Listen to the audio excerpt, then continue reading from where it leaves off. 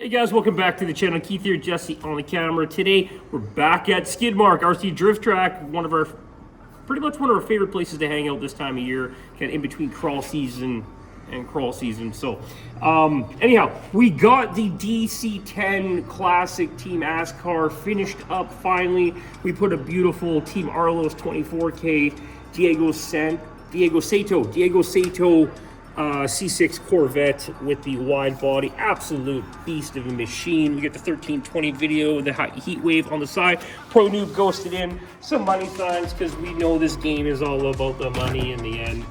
Beautiful car. It's got the classic stance that we like to throw on it. Tuned the F up in the front, riding low and dirty in the back. The car handles absolutely fantastic. Now we did an MST magnetic body mount. They work good. You shouldn't be hitting the wall or other cars anyway. So underneath the hood, we've got a Furitek RC Servo 160 TBL. Now, we're getting a little bit of feedback issues rocking these Furitek servos with whichever gyro we try. We are now running the Yeah Racing hack slider gyro. Purple goes horribly with the gold, but don't worry about that. Don't worry, it's just the options we have are fairly limited when it comes to a gold chassis. So we're getting a little bit of feedback, a little bit of shake from that. We're going to look into that, see if we can get that dialed out. Obviously, we just talked about the gyro behind that. We have the Fly Sky radio in the car, hooked up to the Noble. We went with the 4GP receiver. So you guys now heading to the back of the car, we have the Furitek Pixi 1/10 Drift ESC mounted on it, paired up with the rotation drift motor. I can't see the name of it, it's on the bottom.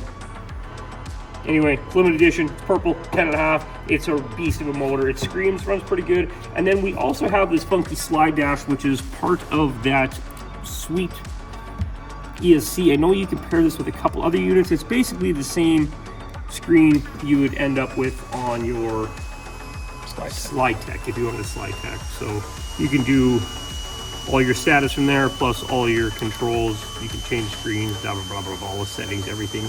Or you can just plug in a Bluetooth dongle and do it all from your phone. But it is cool to have this, and now it does give you a RPM status and all that stuff on there when it's up and running. So very cool little piece. 7 or 8 different screens to pick from when you bang through there. I might have just made that up. I think it might be 3, but hey, who cares? That's not what this game's about. Okay. So the rotation drift motor, I can't remember the name of it. It's gonna bug me. Exceed, like something. Nah, Exceed sounds like cheap. Of course, we had to put the name on the bottom, so. Yeah, oh well.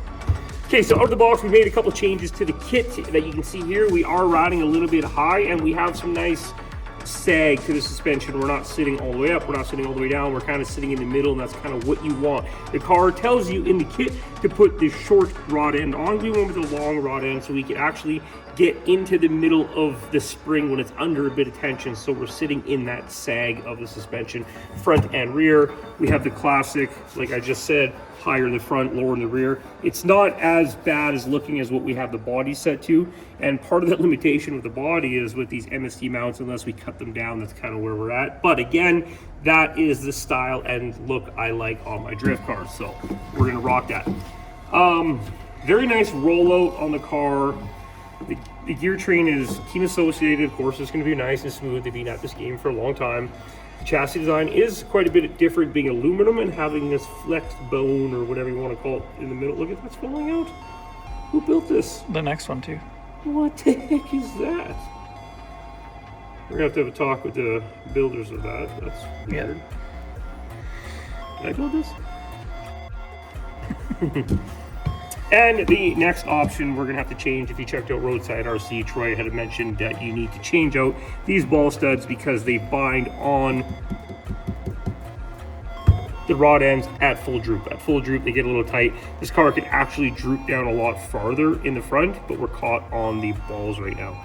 So factory team balls actually have a smaller neck around the bottom of the ball, so they can actually pivot around that more. I'm not Italian, I just talk with my hands a lot. So it's gonna take a shorty slim pack battery. They kind of built it around their batteries. This is a Reedy Team Associate battery. Fits in there fantastic. Jesse, what do you think? I think it's alright. It runs good. Yeah. You'll see in the video, Jesse put up a couple clips. It runs hard, it runs good, there's no complaint. Again, a lot of that comes from knowing how to set up a car. If you were to build this out of the box, it would not be such a good car. The box pretty much has it like a touring car, slammed to the ground, no suspension.